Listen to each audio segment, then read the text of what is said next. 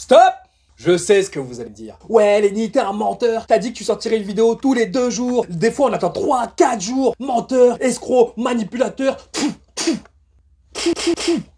Oui, c'est vrai. Mais regardez le bon côté des choses. Les choses positives. C'est que j'ai toutes les qualités nécessaires pour être un excellent président africain. Pensez-y si vous voulez des virus gratuits. Distribution de virus. C'est parti pour la leçon numéro 5. La charte du mandat. Quand on parle de la France, beaucoup pensent pays des droits de l'homme. Parce que c'est ici, en France, qu'auraient été inventés les droits de l'homme. Ça, c'est l'histoire universelle qu'on nous a appris, racontée par une version occidentale, dans les écoles occidentales, et qu'on a bien intégré dans notre petite tête d'occidentaux. Maintenant, retournons il y a 798 ans en arrière, en 1222 de notre ère. Putain, je pourrais être un rappeur. C'est parti pour la leçon panafricaine. Revenons 798 ans en arrière, en 1222 de notre ère. Et je crois que j'ai trouvé ma version TikTok des histoires panafricaines. En 1222 de notre ère, c'est-à-dire 567 ans avant la déclaration des droits de l'homme, à l'époque de l'Empire du Mali.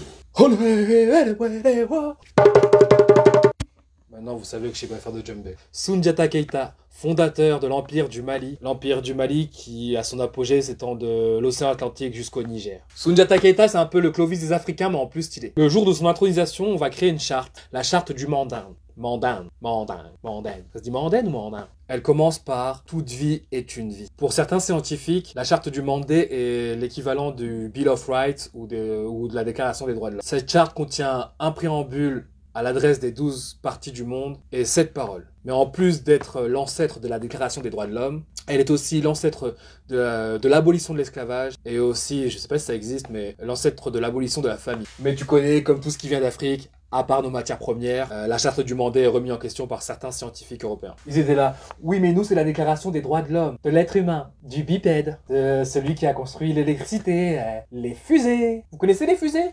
Ah oui, vous en avez une. Déclenchant un véritable feu d'artifice.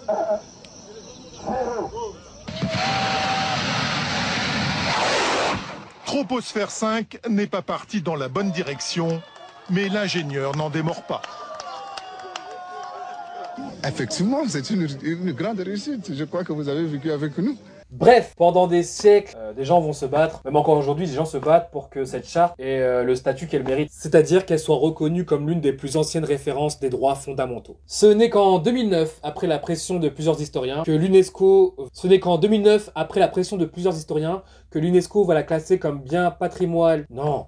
Ce n'est qu'en 2009, après la pression de plusieurs historiens, que l'UNESCO va la classer en tant que patrimoine culturel immatériel de l'UNESCO. En gros, ils vont la reconnaître assez pour la classer comme patrimoine culturel mondial, mais pas assez pour la reconnaître comme première déclaration des droits de l'homme. Tu connais? Oui, d'accord. Parce que, est-ce que ces gens sont vraiment des hommes?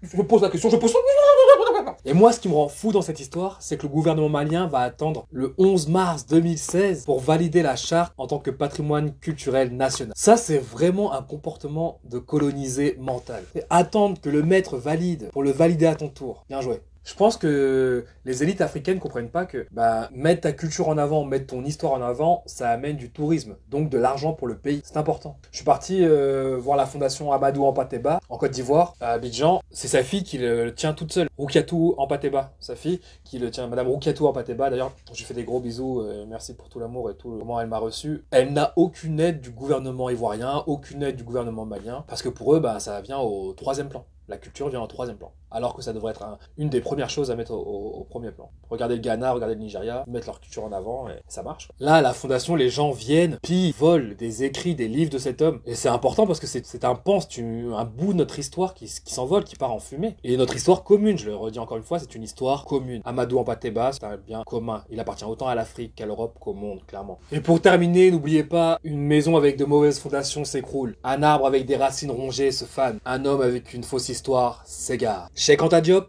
Amadou Hampâté-Bâ, Lenny Bonga. Ukulele, ukulele, ukulele, ukulele, ukulele.